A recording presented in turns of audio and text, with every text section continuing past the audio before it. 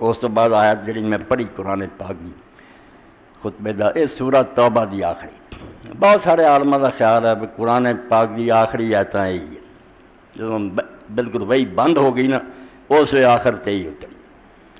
انہاں دے اندر اللہ رب العالمین نے جو بیان کیتا فَإِن تَوَلَّوْا فَقُلْ حَسْبِيَ اللَّهُ لَا إِلَٰهَ إِلَّا هُوَ عَلَيْهِ تَوَكَّلْتُ وَهُوَ رَبُّ الْعَرْشِ الْعَظِيمِ. کئی خطبے پیچھے چلے جاؤ، بیان شروع ہوا سی صحیح بخاری دے آخر تے جڑی حدیث پاک ہے جتے ختم کیتا ہے امام نے.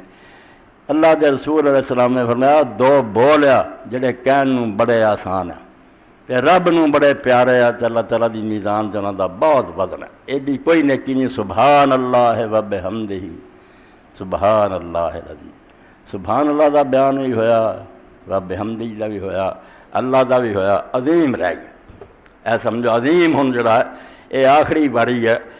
عظیم دا قرآن پاک سے ذکر، اللہ دے رسول علیہ السلام بھی ذکر کیتا، اور قرآن پاک حکم بھی ہوا وَسَبِّحْ اسْمَ رَبِّكَ الْعَظِيمِ، اپنا رب جڑا تیرا عظیم اور بڑا او دے نام دی تسبیح بیان کر.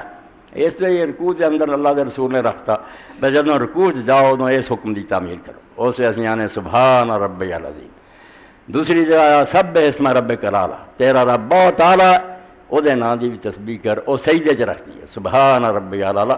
قرآن پاک نے حکم سارے دسے مگر اسی انہاں پودیاں نوں جوڑ کے مشین نہیں سی بنا سکتے. اللہ دے رسول نے خاکہ بناتا بیا ایتھے سیٹ کرو تو ایتھے سیٹ کرو. کتے حکم آ جاتا اللہ کے سامنے کھڑے ہو او قیام لے لیا، کتے آندا ورک ہو رکوع کرو، کتے سجدے دا آندا.